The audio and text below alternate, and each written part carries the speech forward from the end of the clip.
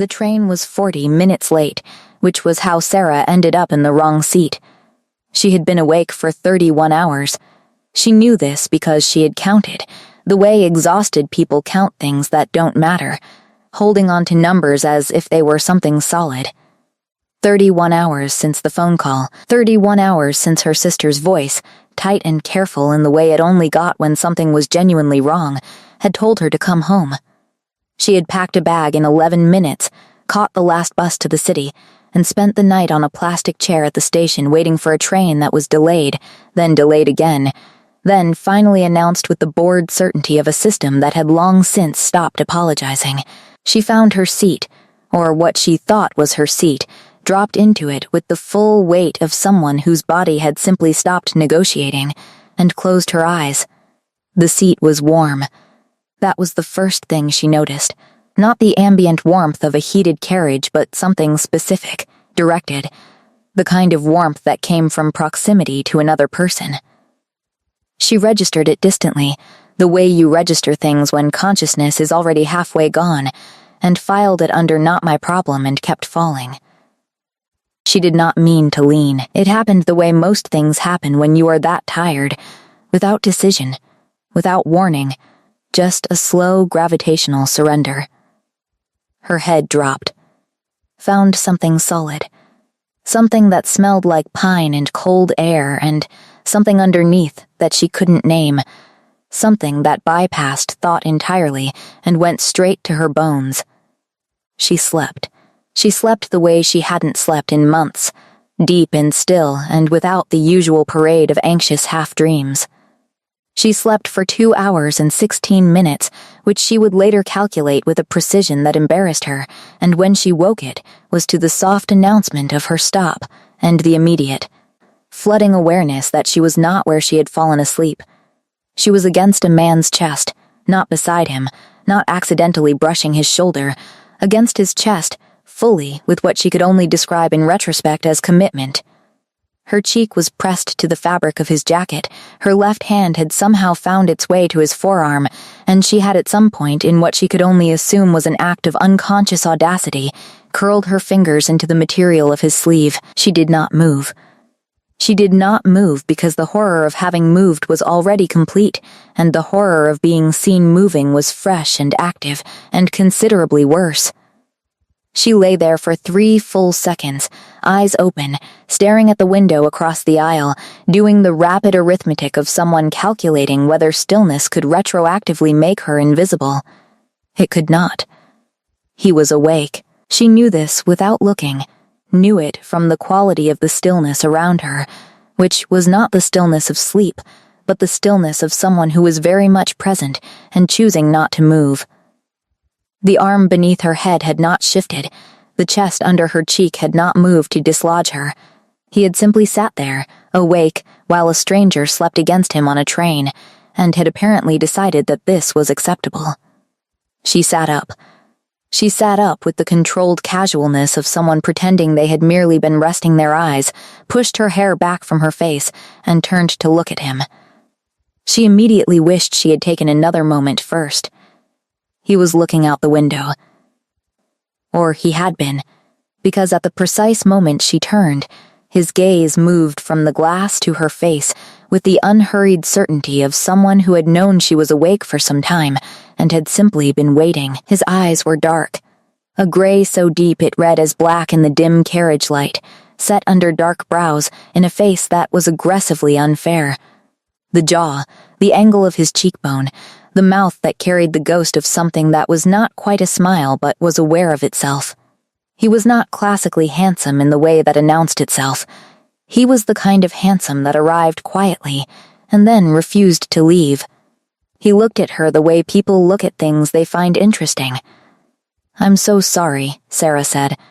Her voice came out steadier than she deserved. "I don't know how that happened." He considered her for a moment. "You fell asleep," he said.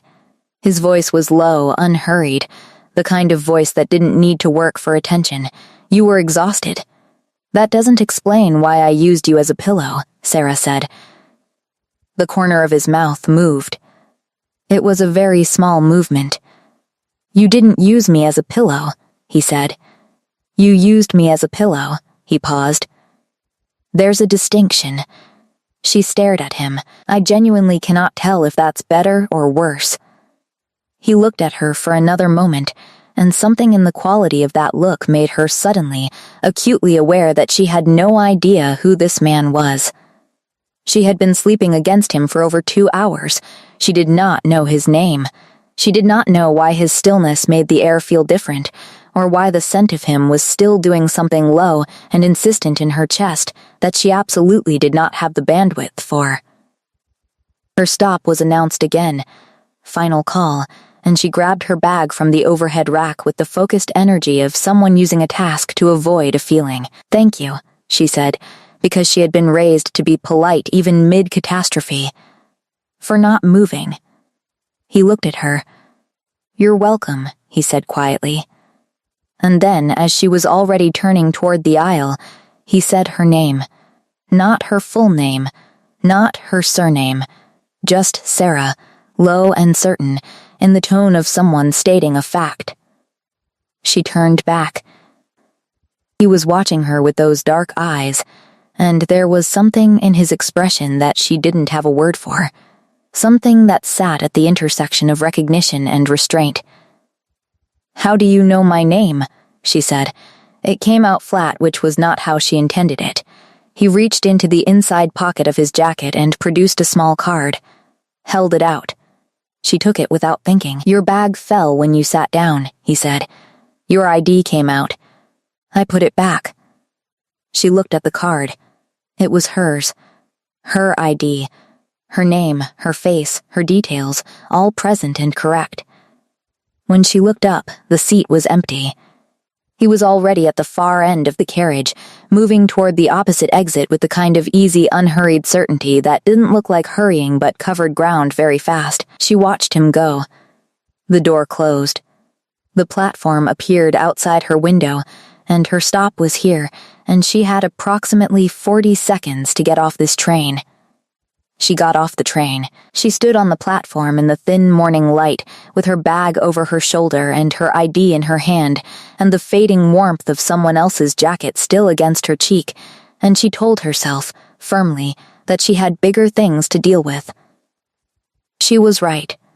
She did. She was also, though she did not know it yet, going to see him again. Very soon. Under circumstances that would make the train feel like the least complicated part of the story. She had grown up in Eldon Crossing, which was the kind of town that looked peaceful from a distance and revealed its complications only once you were already inside it.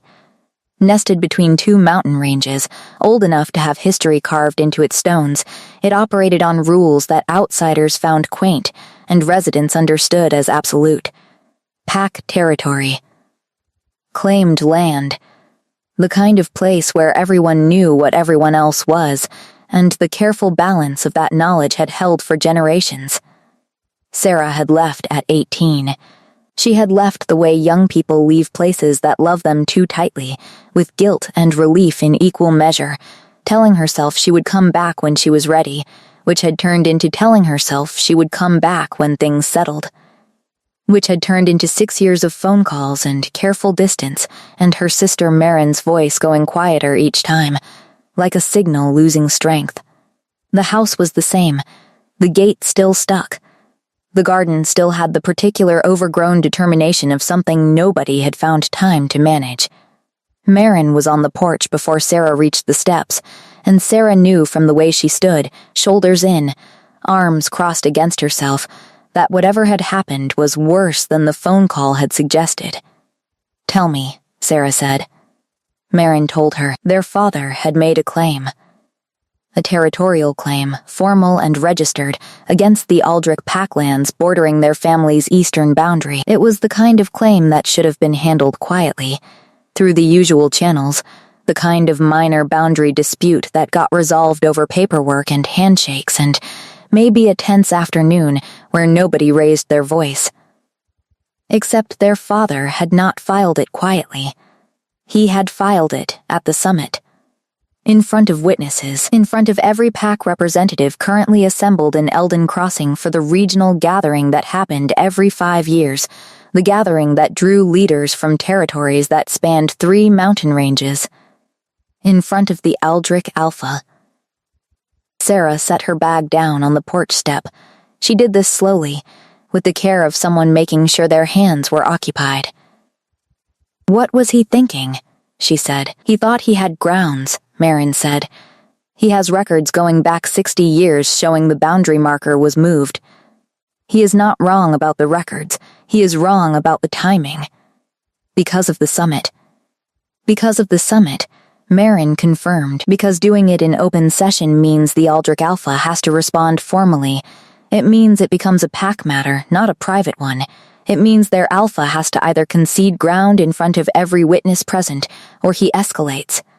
She paused. And no one escalates like Calder Aldrich. Sarah had heard the name. Everyone in this territory had heard the name. You grew up hearing names like that the way you grew up hearing about weather, as forces of nature that existed whether you respected them or not. The Aldrich line was old.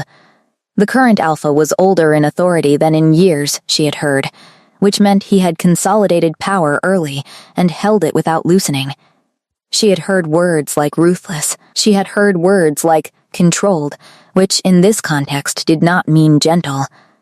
She had heard that he was fair, which also in this context did not mean easy. She had heard that he did not lose.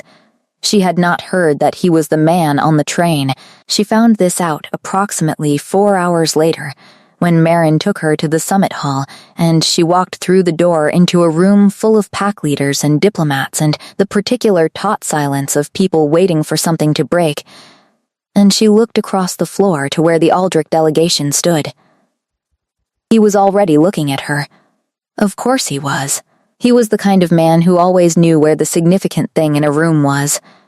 He stood slightly apart from his delegation, not because he had positioned himself that way, but because the space around him had simply arranged itself that deference without anyone deciding it. Tall, still, those dark eyes finding her face across 40 feet of crowded room with the unhurried precision of someone who had expected exactly this. The corner of his mouth moved. That same small movement. She remembered it from the train. She looked away immediately. Her heart was doing something she chose to classify as adrenaline. Marin touched her elbow. "The Aldrich Alpha," she said quietly, nodding toward him, apparently unaware that Sarah had already conducted a very thorough inventory of exactly who the Aldrich Alpha was. "He's the one Father filed against." "I see him," Sarah said.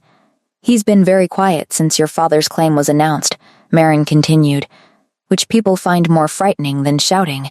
Sarah could believe that. She could believe it because she had spent 2 hours against his chest on a train, and he had not said a word, just sat there, warm and still and completely in control of himself, and she had found that quality magnetic on a train, and found it considerably more alarming here. She needed to talk to her father. That was the task.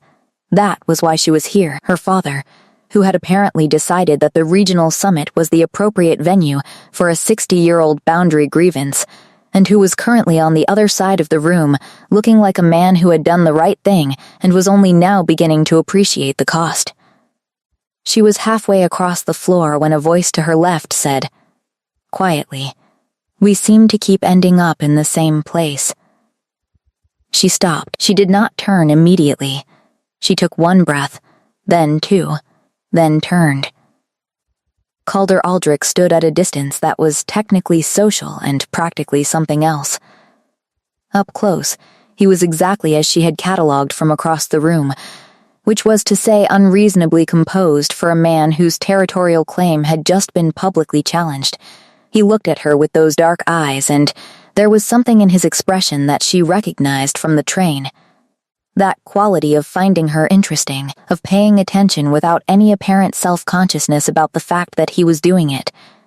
"I didn't know," she said. He studied her. "What didn't you know?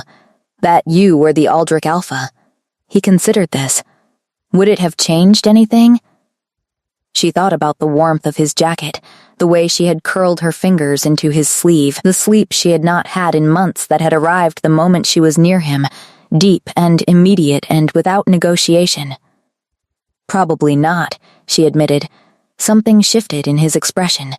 It was not the small movement from the train. It was larger than that, just barely.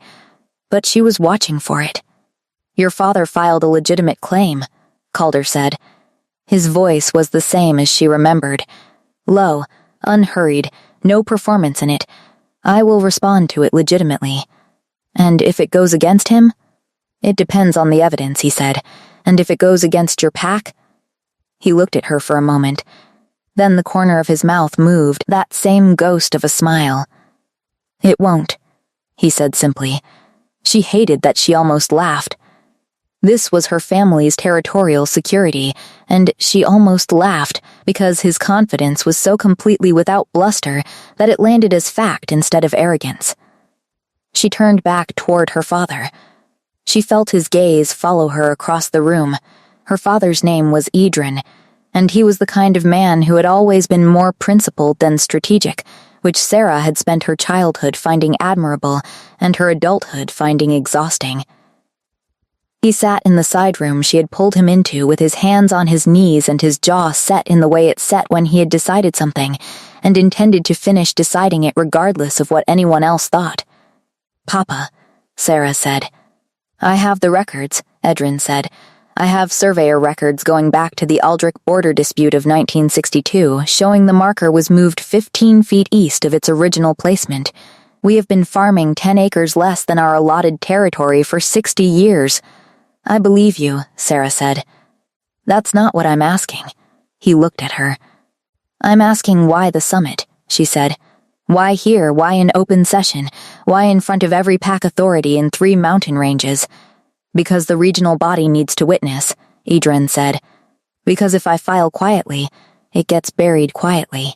Because the Aldrich pack has been quietly burying border disputes since before I was born, and the only way to make sure this gets heard is to say it where it can't be made to disappear.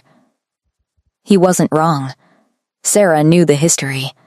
The Aldrich line had been in this territory for generations, and the thing about old power in small territories was that it had had a long time to practice making inconvenient things invisible. Her father had a point. Her father had a legitimate point filed through legitimate channels in a legitimate venue. Her father had also, by doing this, made it a matter of honor for the most controlled and quietly dangerous alpha in the regional territory, who Sarah had now met twice, once while drooling on his jacket, once across a room full of people waiting for something to shatter. The hearing is in 3 days, Edrin said. I have representation. Who? Sarah asked. Old Ferris, Edrin said. Sarah pressed her fingers to the bridge of her nose. Old Ferris was 73 and had not practiced formal pack law in over a decade. I can do it, she said. Before she had finished deciding to say it, her father looked at her with an expression that contained both paternal pride and the specific anxiety of a man who had not accounted for this variable. You're a civil mediator, he said. Not pack law. Pack law mediation is 60% of what I do, Sarah said. And the Aldrich claim is going to come down to documentation and precedent. I can do this. She could do this. She was also aware, in the part of her mind she was declining to fully examine, that doing this meant she would be standing across a formal hearing floor from Calder Aldrich for 3 days, and that the man she had slept on during a 40-minute train delay was going to spend those 3 days being precisely, composedly, dangerously himself. She filed the representation papers that afternoon. The Aldrich delegation had filed theirs an hour earlier. She reviewed the name at the bottom of the submission and felt something in her chest tighten, because of course Calder Aldrich was representing himself. Of course he was. That evening, the summit's welcome reception occupied the main hall of the lodge, which was the kind of room that managed to be both grand and warm, old stone and firelight, and the hum of 100 conversations layered over each other. Sarah had dressed carefully, which she told herself was professional, and which her sister Marin had looked at with an expression that said she knew exactly what careful meant in this context. She lasted 40 minutes before he appeared at her side. Not suddenly. Not with any announcement. Simply there, in the way he seemed to occupy space, with a completeness that made his absence suddenly apparent by contrast. "You filed," he said. "I filed," she confirmed. She did not look at him. She looked at the room. "I expected Ferris," Calder said. "Ferris is retired." "He was retired last time your father had a boundary concern," Calder said. "He filed that one too." She turned to look at him at that. He was looking at the room as she had been, which meant they were standing side by side looking at the same firelit crowd, and she was aware of the proximity in the particular way she had been aware of it on the train, as warmth and pressure and something underneath that she was getting less successful at filing under irrelevant. "You're going to have to recuse yourself," she said. He turned his head slightly. "Why would I do that?" "Because you know me." He considered this. "We've spoken 3 times. "That was twice more than some people on this floor," Sarah said, "and I fell asleep on you." The small movement at the corner of his mouth, a ghost of something genuine crossing his face. "You were tired," he said. "That's not the point. What is the point?" She turned to face him fully. "The point is that you already know me," she said, "and you have something at stake in this hearing, and the combination of those 2 facts means that anything that happens in that room over the next 3 days is going to be colored by what happened on that train, and that is not fair to my father." He held her gaze for a moment. Then he said, "What happened on that train?"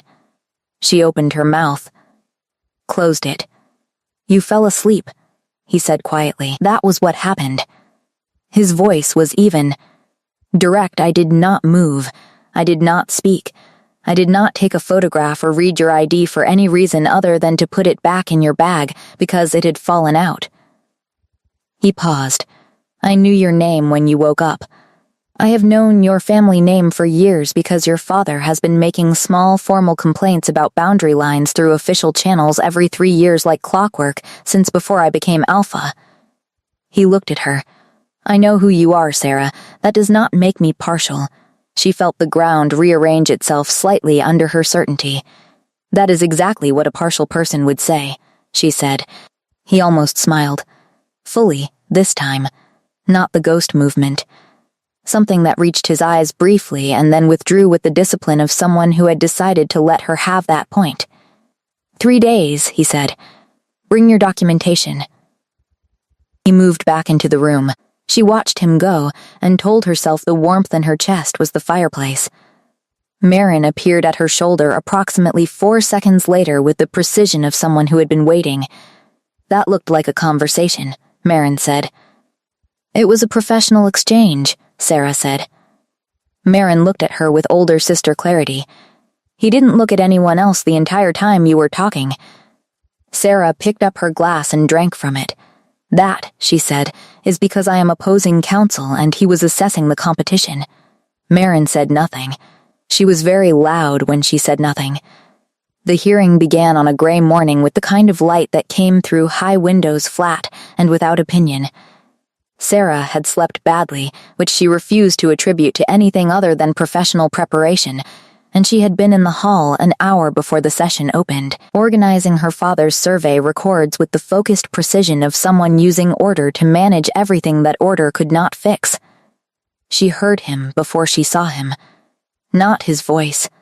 His footsteps, which she recognized with an accuracy that annoyed her considerably, that particular unhurried cadence that covered distance without appearing to rush. He entered from the far door with 2 members of his delegation and set his materials at the opposing table with the economy of someone who had done this before and found it neither intimidating nor interesting. He did not look at her immediately. He spoke briefly to the man on his left, reviewed a document, and then looked up. She was already looking at the window.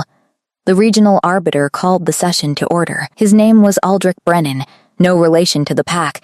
She had confirmed this with 3 separate sources, and he had the measured authority of someone who had spent 30 years sitting between people who wanted things and making them prove it. He reviewed the submission, confirmed the parties, and invited the first presentation. Sarah stood. She had practiced this. She had practiced it in her sister's kitchen at midnight, and in the bathroom mirror at 6 in the morning, and she was good at this. She knew she was good at this. And she stood at the center of that room and presented her father's case with the clarity of someone who had lived with documentation long enough to make it breathe. The surveyor records from 1962. The original boundary placement, the discrepancy in the current marker position, the 15 feet of land that had been farmed under the assumption of Aldrich territory for 60 years, not through intent. She was careful about this word, intent, but through the gradual drift of an unchecked marker in terrain that shifted with the seasons. Her father was not claiming malice. Her father was claiming correction. She sat down. Calder stood. He did not use notes. She had not expected that, and she should have, and the not expecting it cost her 1 full second of attention that she could not afford because he was already speaking and she needed to be listening. He did not dispute the 1962 records. He confirmed them, which was the last thing she had anticipated. He said, calmly and with the precision of someone who had also been in rooms like this before, that the Aldrich Pack's own documentation supported the original placement. He said that the boundary marker had been repositioned not by the Aldrich Pack, but by the Regional Survey Committee of 1978, a committee on which 2 members of the Voss family, Sarah's family, had served. He produced the committee minutes. He produced the signature page. He sat down. Sarah stared at the opposite wall for 3 seconds. Then she asked for a recess. She got 20 minutes. She spent 18 of them in the side corridor, with her father's records spread across a bench and her phone in her hand, calling every contact she had who knew anything about 1978 regional survey committees, and in the 19th minute she found it. Not in the committee records. In the correspondence archive that the committee had lodged separately, a letter, 3 pages, her great-uncle's handwriting, explaining the marker repositioning in terms that made clear that both families had agreed to it as a temporary adjustment during a disputed boundary survey that was supposed to be formalized the following year. It had never been formalized.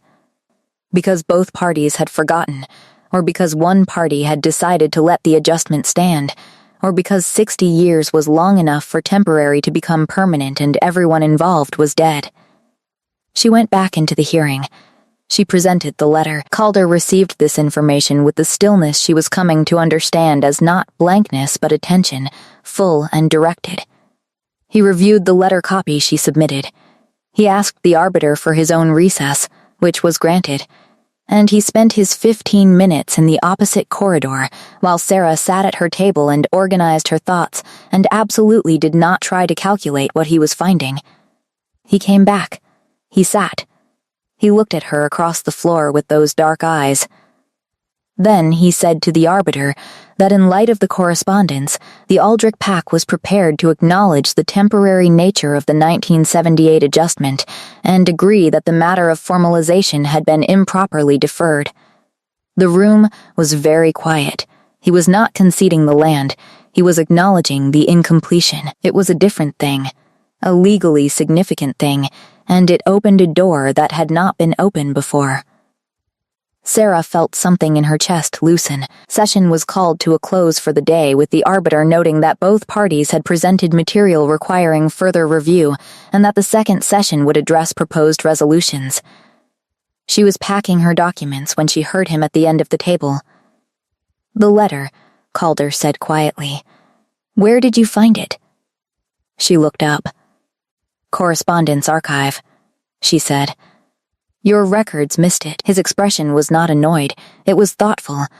"I'll speak to my archivist," he said. "That's very gracious," Sarah said for a man who just lost a point. The corner of his mouth, that small movement. "I didn't lose anything yet," he said. "We found something that was lost."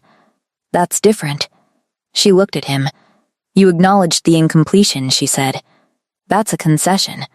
"It's an honesty," he said. His voice was even. "The difference matters to me." She did not have an answer for that. She was also aware that the hall was emptying, that the arbiter had left, that his delegation had filed out, and that she and Calder Aldrich were standing 6 feet apart in an increasingly quiet room, and the light through the high windows had gone amber with late afternoon. She picked up her case. She walked toward the door. "Dinner is provided in the main hall," he said behind her. "For all summit attendees." "I know," she said. She felt him watching her the whole way to the door. Dinner in the main hall was the kind of organized gathering that looked informal, and wasn't. Sarah had attended enough pack summits in her early years to know the geometry of these rooms, who sat where, who stood near whom, which conversations were social and which were structured negotiations wearing the costume of small talk. She took a seat beside Marin and helped herself to food she didn't taste, and tried to concentrate on her sister's update about their father, who had apparently spent the afternoon alternating between confidence and terror in roughly equal intervals. "He did well today," Marin said. "You did well," Sarah said. "You're the same person, in this context," Marin said. Sarah laughed, which surprised her, and then felt the laughter drop away because across the table, 4 seats down, Calder Aldrich had arrived and taken a seat and was listening to something the man beside him was saying with the focused patience of someone who would rather be having a different conversation. He did not look at her. She noticed. She did not want to have noticed. But she did. She talked to Marin. She talked to the regional representative on her left about the summit agenda. She drank water and then wine and then water again, and kept her eyes on the people she was speaking to with the disciplined attention of a woman who was absolutely not tracking someone across a dinner table. Then the seat beside her was pulled back and occupied, and she turned, and it was him. She stared. He looked at her with perfect composure. "Is this seat taken?" "There are 12 empty seats in this room," Sarah said. "There are 11, he corrected. "I've counted." She held his gaze for a moment. "Why?" He set his plate down, adjusted his jacket, looked at her. "Because you're the most interesting person in the room," he said simply, "and I spend enough time talking to people I find uninteresting." She should have had something sharp for that. She felt entirely too aware of him in the particular way that had started on a train and had not stopped since. "That is a very straightforward thing to say," Sarah said. "I find directness efficient," he said. "You're also opposing counsel. Only between 9 and 6, he said. It's currently 8:47. She almost smiled. She caught it before it arrived and redirected it into the careful, neutral expression she had been using since the hearing room. "How long have you been alpha?" she asked. It was a professional question. She told herself this. 11 years, he said. "You were young." 26. He ate with the ease of someone completely comfortable in his own body, which she found unreasonably distracting. "The pack needed stability quickly. I provided it." "What does that mean?" He looked at her. "It means there was a period of instability and I ended it." She understood there were layers to this she wasn't being given access to, and she understood also that he was not being curt, just precise. The way he was precise about everything, using exactly as many words as the thing required and no more. "Does it bother you?" she said. "The reputation." He considered this. Which part? The part where people find you frightening. He was quiet for a moment. "People confuse controlled with frightening," he said finally, "because they are used to power that is loud." He picked up his glass. "I am not loud." They interpret the quiet as threat. He looked at her. "Does it bother you?" She thought about the train, the warmth, the stillness, the way he had sat awake for over 2 hours with a stranger asleep against him and had not moved, had not spoken, had simply been present with a completeness that her exhausted body had recognized before her mind had any say in it. "No," she said. "It doesn't." Something shifted in his face. Not the small movement, something quieter. Something she would have missed if she hadn't been watching. "Your father's case is strong," he said. "That's a generous thing to say the night before day 2. "It's accurate," he said. "The 1978 correspondence changes the framing." He set his glass down. "I want you to know I'm not going to bury it." She studied him. You could. Your archivist missed it. You could claim you hadn't seen it. He looked at her with an expression that was not quite offense and not quite patience, but something that lived between them. No, he said. I couldn't. She believed him. That was the thing she was least prepared for, that she believed him, not because he had earned it over time or proven it systematically, but because she simply did. She believed it the way she had believed the warmth on the train, without decision, without deliberation. That's going to make tomorrow complicated, she said. He looked at the room for a moment. Then, back at her. I find that complication is usually where the interesting things happen. She held his gaze, felt the warmth spread from her chest outward, looked away before it reached her face. Marin, on her other side, said absolutely nothing. She was, as before, extremely loud about it. The second day of the hearing moved differently. It moved the way things move when both sides have adjusted, when the preliminary positions have been tested and the real terrain is visible, and everyone in the room knows the fight has shifted from the broad to the specific. Syrah had slept better. She was not examining why. She presented the 1978 correspondence in full, walked the arbiter through the sequence of events, and made the case that the boundary formalization had been a mutual obligation that both families had allowed to lapse, which meant the correction was not a concession by either party, but a completion of something that should have happened 60 years ago. Calder presented his response, which was measured and, she had to acknowledge privately, genuinely fair. He agreed on the lapse. He proposed a joint survey, current and formal, with both families represented, to establish the correct boundary placement based on the original documentation rather than the drifted marker. He proposed a 5-year transition period for any land currently under Aldrich cultivation that fell within the corrected boundary.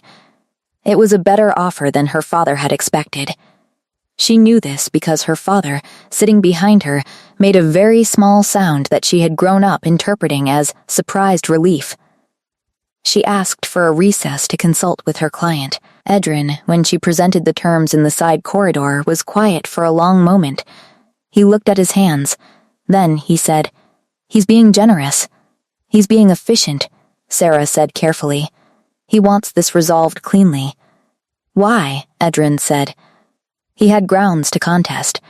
He could have pushed the 1978 committee angle, made it about Voss family involvement in the repositioning.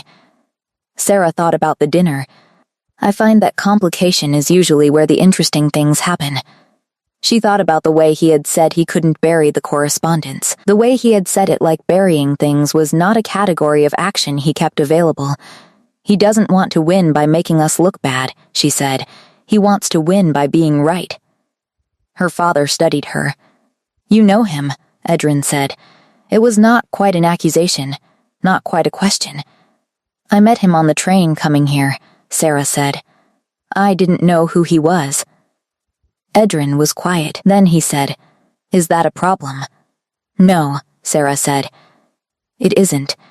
She said it with more certainty than she had said most things in the past 2 days. They accepted the terms with one modification, a 3-year transition rather than 5, which Calder countered at 4, and Syrah held at 3 until Calder looked at her across the floor with those dark eyes and said, quietly, 4 is fair and you know it.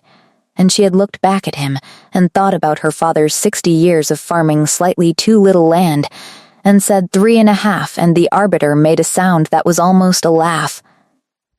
4, Calder said, final. She looked at her father. Edron gave a small nod. 4, she said. The arbiter noted the agreement. He would draft the formal resolution for signature the following morning. The hearing was effectively concluded. She should have felt the uncomplicated satisfaction of a case resolved. She did feel that. Underneath it was something else, something that was aware the reason she would see him every day for 3 days was now finished. She packed her documents. His delegation filed out. She was aware of him moving toward the door and then stopping, and she was aware of herself not looking up, which was an act of will that cost her. Syrah, he said. She looked up. He stood at the door with that particular stillness, jacket dark against the pale stone of the doorframe. "Dinner tonight," he said. "Not the main hall." He held her gaze. "There is a place in the village, if you want somewhere quieter." She looked at him for a moment. Thought about tomorrow's signature session, thought about the train, thought about 4 years of careful distance from a hometown that had gotten very complicated in 72 hours. "What time?" she said. 8, he said, the corner of his mouth. "I'll find you." He left. She stood at the empty table in the empty hearing room with her case in her hand and something warm expanding in her chest, and she told herself once, firmly, that this was a professional dinner between opposing parties on the occasion of a resolved dispute. She did not believe herself. Not even slightly. The place in the village was small and stone-walled with candles on the tables and a fire at the far end that had clearly been burning since before they arrived. It was the kind of room that felt like it had been there longer than the town around it, settled and unhurried. He was there when she arrived. She had not expected to be the one arriving second, and she noticed it, the way he was already seated in rows when she came through the door, not performatively, just as a natural extension of whatever instinct governed him. "You found it," he said. "You said you'd find me," Sarah said. "I found myself." He looked at her with that expression. He gestured toward the seat across from him. She sat. She looked at the room. She looked at the fire. She looked at him. "You could have been worse," she said, in the hearing. He poured water into her glass. "I am aware. You held back." He set the water down. "I presented my case accurately," he said. "I didn't hold back. I also didn't embellish." "There's a difference?" "There is always a difference," he said. "Accuracy is about finding the truth of a thing. Embellishment is about winning regardless of the truth." He looked at her. "I'm not interested in the second one." She watched him. The candle between them made the angles of his face warmer, which was both a factual observation about the light and, she acknowledged privately, a fact about how she was looking at him. "Why did you sit beside me at dinner last night?" she said. He had answered this. She was asking again because she wanted to hear whether the answer changed. It didn't. "Because you're the most interesting person in the room," he said. The same words. The same even tone. "You don't know me," Sarah said. He held her gaze. "I know that you left here at 18, he said. "I know that you came back when your family needed you without being asked twice. I know that you found a 60-year-old letter in a correspondence archive in 19 minutes during a recess because you were more prepared than your opponent expected." He picked up his glass. "I know that you fell asleep on me on a train after 31 hours without sleep, and I know that you woke up and apologized with complete composure, which is an extremely difficult thing to do." She was very still. "How do you know it was 31 hours?" "You told the woman on your phone when you boarded," he said simply. "You were calculating it out loud." She had forgotten that. She remembered now. "You were paying attention," she said. "I was already paying attention," he said. "Before you sat down." She looked at him. The fire moved. The room was very quiet around them. "What does that mean?" she said carefully. He was quiet for a moment. "I knew your family name," he said. "When you boarded, I recognized it from the pack records. Then I saw your face." He paused. "And I paid attention." She felt the warmth move from her chest into her throat. "You could have said something," she said. "You were exhausted," Calder said, "and you were heading home to a difficult situation." He looked at the candle. "I didn't want to be a complication before you got there." She stared at him. "You are the definition of a complication," she said. The corner of his mouth. The real one this time, not the ghost. Something genuine and slightly self-aware. "Possibly," he said. She laughed. She hadn't meant to. It came out before she had decided to allow it, and she felt the surprise of it in his face, the way he looked at her when she laughed, like it was something he wanted to keep hearing. The food arrived. They ate. She told him about her work, the actual texture of it, Not the professional summary, the specific cases, the particular satisfaction of finding the document that changed everything, the frustration of disputes that were about something entirely other than what was being argued. He listened the way he did everything, with complete attention, asking questions that were specific and showed he had heard the previous sentence. He told her about the 11 years, not the power, not the territory, but the weight of it. The specific loneliness of being the person everyone deferred to. The way the space around him cleared in rooms full of people, and the way that had taken years to stop feeling like punishment and start feeling like simply the shape of his life. "Does it still feel like that sometimes?" she said. He looked at her across the candle. "Not tonight," he said. She held his gaze, felt something loosen in her chest, some last piece of professional distance dissolving quietly, without drama. "You know this is complicated," she said. Her voice was even. "My family's boundary dispute just finished. You are the alpha of the pack that borders our territory. I live 4 hours away." He held her gaze. "I am aware of all of those things." "And?" He leaned forward slightly. "You fell asleep on me on a train," he said quietly, "and slept for 2 hours and 16 minutes, and when you woke up, the first thing you did was apologize with complete composure." He paused. "I have been thinking about that since it happened." She felt her breath catch. "Why?" she said softly. "Because it told me something," he said. "About who you are. That you are someone whose instinct, even exhausted, even unguarded, was toward grace." He held her gaze. "I find that I want to be near that." The fire moved. The room was very quiet. "I'm not staying in Eldon Crossing," she said. It was not a wall. It was honesty. "I'm not asking you to," he said. His voice was even. "I'm asking for more time than a hearing and a dinner." She looked at him for a long moment, at the dark eyes and the jaw and the careful stillness that wasn't distance, but presence. At the man who had sat awake for 2 hours on a train so she could sleep. "How much time?" she said. He held her gaze. "As much as you'll give me." She exhaled slowly. Outside the window, the village was quiet, and the mountains were dark against a clear sky, and inside this stone-walled room with its old fire and its candle, the air between them was warm and charged and entirely without pretense. "More than a hearing and a dinner," she said finally. His expression changed. Not the small movement, something full and unguarded, crossing his face before he brought it back under the composure, but she had seen it, and it was the most honest thing she had witnessed in 3 days. "Good," he said quietly. She signed the boundary resolution the next morning with her father beside her and Calder across the table, and the regional arbiter reading the terms aloud with the measured satisfaction of a man who preferred agreements to disputes. Her father shook Calder's hand. Calder received this with the straightforward courtesy of someone who did not make the handshake into anything more than it was.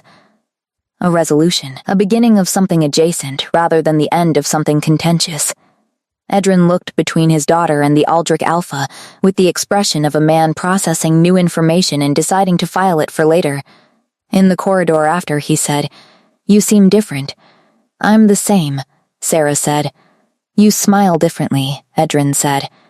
He was not a complicated man. He saw things plainly, and said them plainly, and had been doing this for 63 years without adjusting the approach.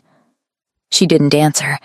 She kissed his cheek and told him she would come for dinner before she left, and she walked back into the lodge with the particular feeling of someone whose life had rearranged itself in 3 days without anyone asking permission. Marin found her in the afternoon, in the small reading room off the main corridor where Sarah had gone to sit quietly with the papers she should have been reviewing, and wasn't. Marin came in, closed the door, sat across from her, and said nothing for almost a full minute. Then she said, "Are you going to tell me, or am I going to have to ask directly?" "You're going to have to ask directly." "Fine," Marin said. Calder Aldrich. Sarah set her papers down. "He's a decent man," she said. "He's the most powerful alpha in 3 territories." "He's a decent man," Sarah repeated. Marin looked at her with the expression she had been using since they were children, that specific blend of affection and exasperation that meant she could see exactly what was happening and was deciding how hard to push it. "You came home because I called," she said finally. "You came home for Papa's dispute. You were going to stay 4 days and leave. I'm still leaving in 2 days," Sarah said. "And him?" "Marin," Sarah said. "He came to our territory's summit," Marin said. "He's been here before, twice, for other sessions. He has never once sat beside someone at dinner that I can recall." She paused. "He sat beside you. He found me interesting," Sarah said. Marin gave her a look. "He found you interesting." Professionally, the look intensified. Sarah closed her papers entirely. "He asked for more time," she said. "Not here, not for me to stay, just more time." "What did you say?" She thought about the fire. The candle. His face when she had answered him, that unguarded moment before the composure returned. "I said yes," she said. Marin exhaled. "Okay," she said. "Okay, and then, because she was Marin, how did you meet him before the hearing?" "On the train," Sarah said. "I fell asleep on him." Marin stared at her. "I didn't know who he was. You fell asleep on the Aldrich Alpha on a train. I was very tired." Marin put both hands over her face. The sound she made was not quite a laugh and not quite distress.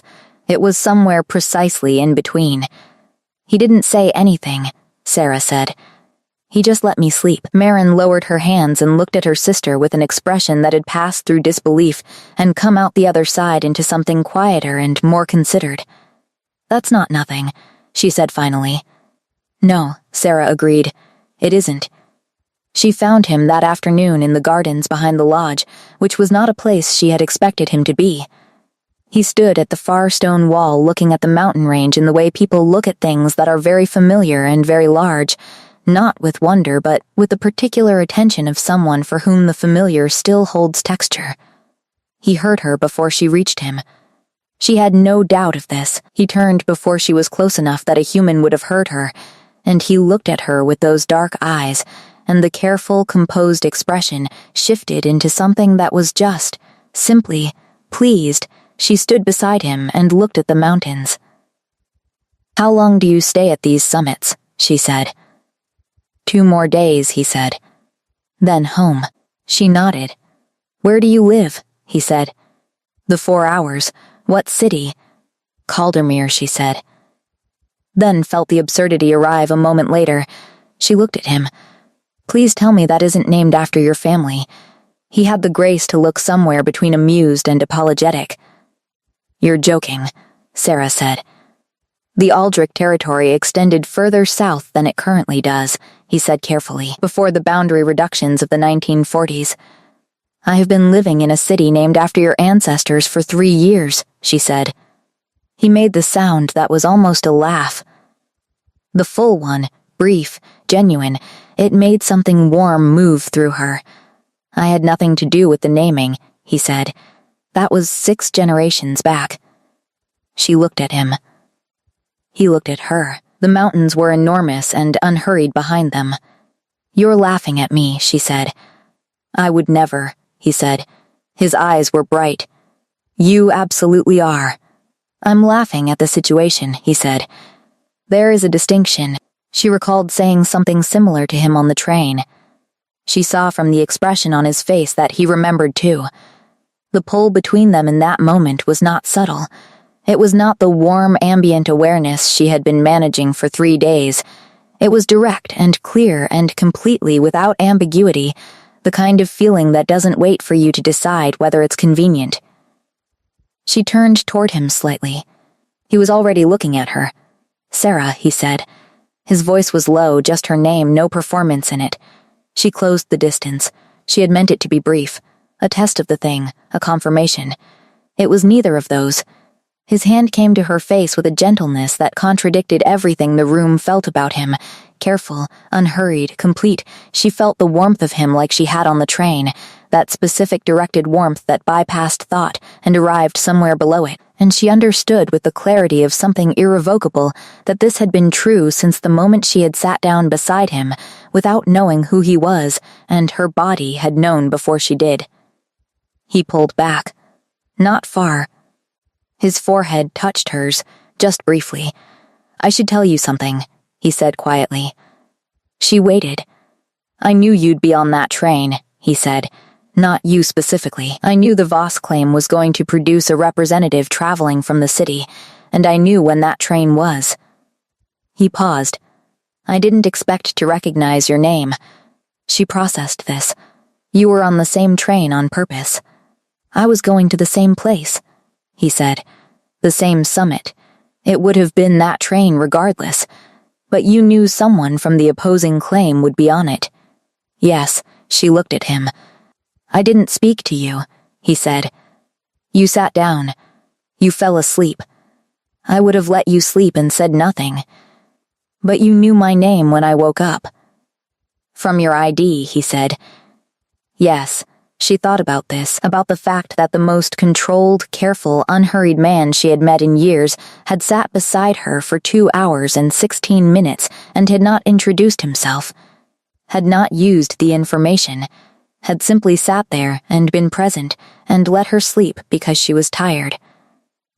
"Why didn't you say anything?" she said. He looked at her with those dark eyes and the steady, honest gaze of someone who had made a decision and was now standing in the consequence of it. "Because you needed to sleep," he said simply. "And because I wanted to meet you properly, not as the Aldrich Alpha, not across a boundary dispute." He paused. "As myself." She held his gaze, felt the warmth spread again, familiar now, recognized. "You are the most complicated, simple man I have ever met," she said. The corner of his mouth. "The full one. The real one." "I'll take that," he said. She had 2 days left at the summit. She spent them differently than the 3 that had come before. She spent them in the way you spend time with someone when the pretense has been removed and what remains is just the actual texture of 2 people discovering each other, the small things, the specific things, the things that don't fit into a professional context or a negotiated agreement. She learned that he woke early, not because he had to, but because he preferred the morning to himself, the particular quality of the world before it fully populated.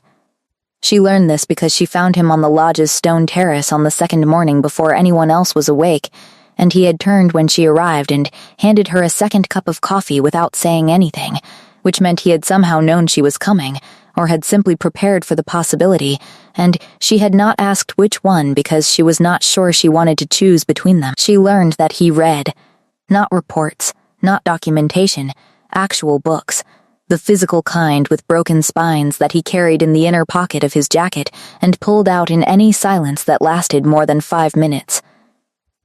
She had caught him in the reading room with something that was clearly a novel, and had looked at him, and he had looked back at her with perfect composure as though this required no explanation, which she had decided was the correct attitude. He learned that she made decisions aloud, not to anyone in particular, just to the air in front of her, running through the variables with the brisk efficiency of someone who needed to hear the options to know which one was right. She had been doing it in the corridor outside the main hall when he appeared beside her, and simply listened for 40 seconds before she arrived at her conclusion, and when she looked at him he said, "The second option," without elaborating. "How did you know what the options were?" she said. "You listed them," he said. "You were very thorough." She had learned that he was funny, not the broad performing kind of funny, not the kind of humor that announced itself, but the dry, quiet kind that arrived unexpectedly and was over before you had fully registered it. She was learning to watch for it, the slight shift before the deadpan, the timing he used with the patience of someone who was confident enough in the joke not to rush it. She had learned that the stillness was not a performance. It was not, as some people interpreted it, a dominance display. It was simply who he was, a person whose internal state did not require external expression, who was content in quiet, who did not fill space with noise because the quiet was not uncomfortable to him. She found that she did not want to fill it either when she was with him. She found that the quiet between them had a quality she had not encountered before, something that felt like rest. On the last evening before the summit concluded, there was a formal gathering, a closing dinner. The kind of affair that involved speeches and toasts and the particular performance of institutional warmth that Sarah had spent her career navigating. She sat between a regional representative and a pack elder and acquitted herself professionally and felt him across the room the entire time with the accuracy of a compass. He was doing the same thing. She knew because twice she looked up and found his gaze already on her with that focused, unhurried quality, and both times he held it a moment before returning to his conversation without any indication that anything significant had occurred. The speeches ended. The room loosened. She was talking to Marin, half listening when he appeared at her shoulder. "Walk," he said. Marin made a sound that she converted into a cough. Sarah set down her glass and walked. The night air outside the lodge was cold and clear, the kind of cold that arrived cleanly, without malice, the mountain cold she had grown up with and had not realized she had missed until it was around her again.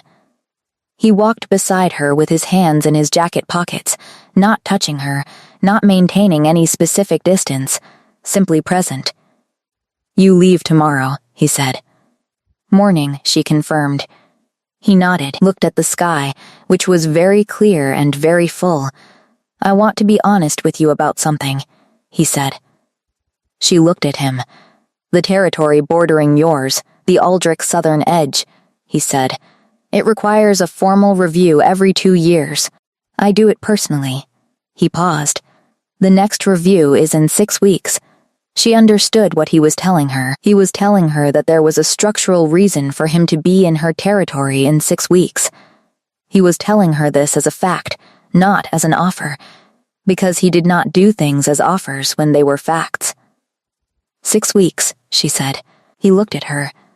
"If you want to meet for dinner," he said. "In Caldermere." He paused. "Or I can conduct the review and leave." She looked at the dark mountains, thought about the train, thought about 2 hours and 16 minutes of the best sleep she had had in months, thought about coffee appearing on a cold terrace, thought about a boundary dispute becoming something else entirely in the space of 4 days. "Dinner," she said. His exhale was quiet. She heard it. "Good," he said. She turned toward him. He was looking at her with an expression that had no performance in it at all, none of the composure she had been learning to read around, just his actual face and his actual feeling and the clear mountain air between them. "I didn't expect this," she said. "This week." He shook his head slightly. "Neither did I. You planned to be on the train." "I planned to travel," he said. "I did not plan anything after that." She believed him. She believed him the way she had believed him across the hearing floor, without deliberation, without process. She stepped closer. He didn't move, which was not passivity, but invitation. The way everything about him was invitation without pressure. She kissed him. He kissed her back with the same completeness he brought to everything, warm and certain, and without any sense of rush. His hand found her jaw with the same careful gentleness as before.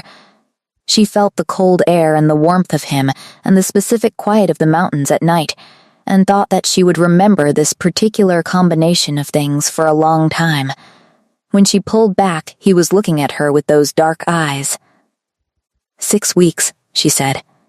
6 weeks. He confirmed. She drove home with the windows down and the mountain air thinning into city air around her as the roads widened and the ranges became suggestions on the horizon behind her. She drove home thinking about her father's land, restored after 60 years, and about her sister's face when she had said goodbye, and about the particular clarity of a week that had arrived as a crisis and ended as something she did not quite have a word for yet. She drove home thinking about him. She was not a person who fell quickly. She knew this about herself. She had built a careful life, structured and professional and satisfying on the terms she had established for it, and she had done this in part because she understood that she did not fall quickly, but she fell completely, and that falling completely required circumstances she trusted. She had trusted those circumstances in exactly one other instance, 6 years ago, and it had ended with 2 years of careful reconstruction and a much better understanding of what she actually required from another person. She thought about Calder. She thought about the quality of his attention, about the way he told the truth with a simplicity that was not bluntness but conviction, the way you tell the truth when you have decided that the alternative is not available to you. About the tea he had not offered, and the correspondence he had not buried, and the train where he had been awake for 2 hours in the dark and had not moved. She thought about what it meant that her instinct, the most unguarded part of her, had found him safe before her mind had any information about him at all. She arrived home. She unpacked. She called her father, who sounded lighter than he had in months, the particular lightness of a man whose principled 60-year grievance had finally found resolution. "You did good," Edrin said. "We both did," Sarah said. He paused. "Calder Aldrich," he said, "is a decent man." She smiled. "Yes," she said, "he is." Another pause. "His territory borders ours now officially." "It always did, Papa," Edrin said, in the tone of a man filing information for a conclusion he intended to reach on his own schedule. She went back to work. Cases reopened around her, the usual texture of her professional life, mediation and documentation, and the particular satisfaction of finding the thing that broke a dispute loose. She was good at this. She had always been good at this. She returned to it with the comfort of familiar ground. She counted the weeks. She did not tell herself she wasn't counting them. That would have been a waste of energy. 3 weeks in, her phone rang at 7 in the morning. She was on her second coffee, standing at her kitchen window. "I have a question," Calder said. No preamble, but she had learned this was not curtness. It was simply how he began. "Good morning," she said. A pause. "Good morning." The slight shift in his voice that she was learning to hear. "How are you?" She smiled. "Tired. I have a difficult case." "How are you?" "Settled," he said. He paused. "I wanted to ask whether you prefer dinner or something longer. The weekend review requires me to be in the city for 2 days. She looked at her kitchen. 2 days, she said. "If that's too much, I can find accommodations." "That is not what I was calculating," she said. "I was calculating whether 2 days was enough." Silence, then his voice. Lower. "No," he said simply. "No, it isn't enough, or no, it isn't too much." "Neither," he said. She heard the ghost of the movement in his voice, the small, self-aware, almost smile that translated to sound. Both answers are the same answer. She laughed. There it was again, that surprised laugh she couldn't hold back around him. She heard him on the other end of the line, quiet, listening to it. 2 days, she said. "And dinner." "More than one." "Yes," he said.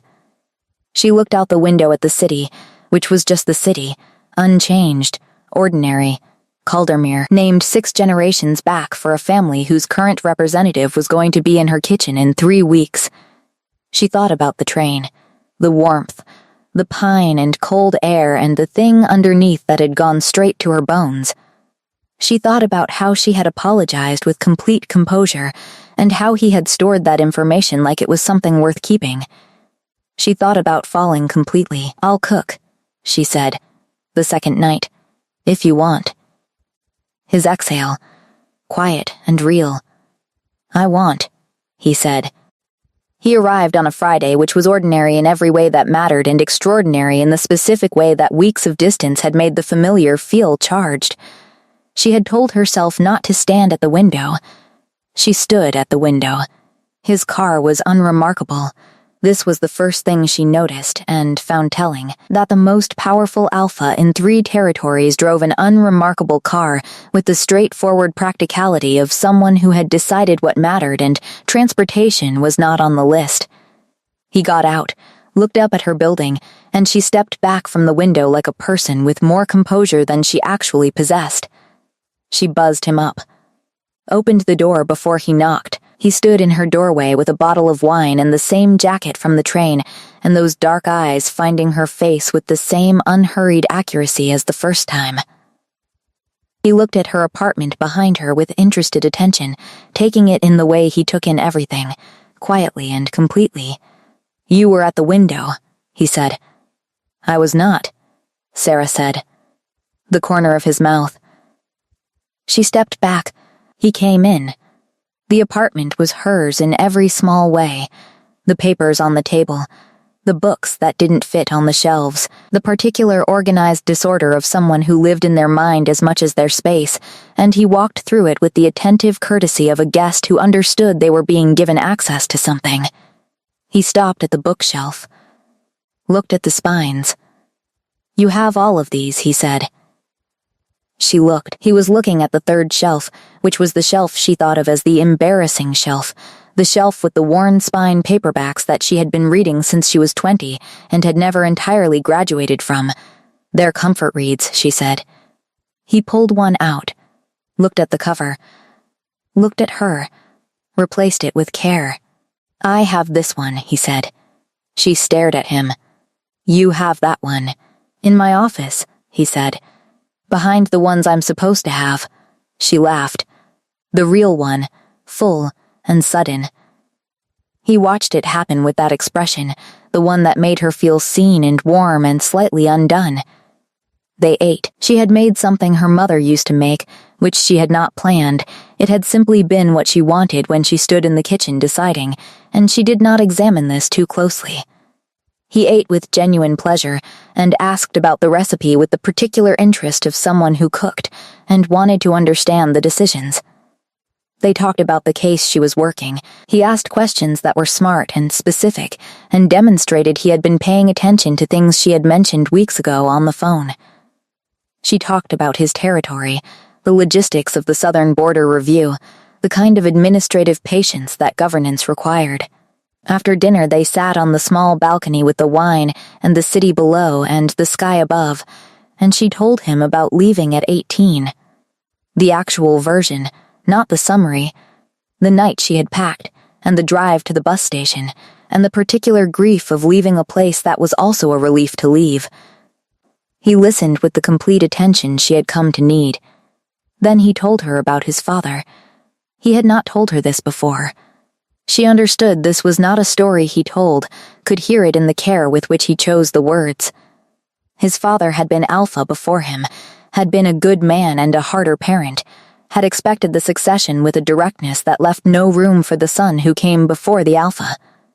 He told her about the years of performing the version of himself that the role required before he understood that the role could be performed as himself, that the two things did not have to be separate. She listened. She did not fill the spaces. She had learned this was what he needed, not response, but presence, someone to receive the thing without hurrying it. He looked at the city. Then, at her. "You are," he said, "the first person I have told that to." She held his gaze. "Why me?" He thought for a moment, the honest kind of thinking, where the pause means finding the accurate word rather than the easy one. "Because you'll keep it," he said quietly. "You keep things carefully." She felt the warmth arrive in her chest. Familiar, complete, she reached across the small space between their chairs and found his hand. He turned his palm up immediately and closed his fingers around hers with the same certainty he brought to everything, and they sat like that with the city below them and the stars overhead, and the particular quiet of two people who had found in each other something they had not been looking for, and were still deciding what to do with the gift of it. He stayed both days. She cooked the second night. He stood in her kitchen and watched her with that focused attention, and handed her things before she asked for them, which should have been strange, and was instead the most natural thing that had happened to her in years. On Sunday evening when he was leaving, she walked him down to the unremarkable car and stood on the pavement in the light from her building. "Next month," she said. He looked at her. "There is no formal reason for me to be in the city next month." She held his gaze. "I know." He was quiet for a moment. "Then, are you asking me to come anyway?" "I'm telling you that I want you to," she said. She kept her voice even. "That's different from asking. You can decide." He looked at her for a long moment, the dark eyes and the still face and something moving underneath it that she could read now, that she had learned the language of. "Next month," he said. She exhaled, stepped forward. He met her halfway. The kiss was unhurried and warm and tasted like the evening, and she felt his hand in her hair with that same careful gentleness, and thought about how strange it was that the most controlled man she had ever met touched her like she was something he was trying not to break. She stepped back. He looked at her. "Drive safe," she said. He got in the car. She watched him go. She stood on the pavement for a moment longer than necessary. Then she went upstairs, made tea, sat at her kitchen table with the papers she should have been reviewing, and thought about a train she had boarded exhausted and desperate, and how she had sat in the wrong seat without knowing it was the wrong seat, without knowing that wrong was going to turn out to be a word that didn't apply. She thought about warmth, pine and cold air and something underneath.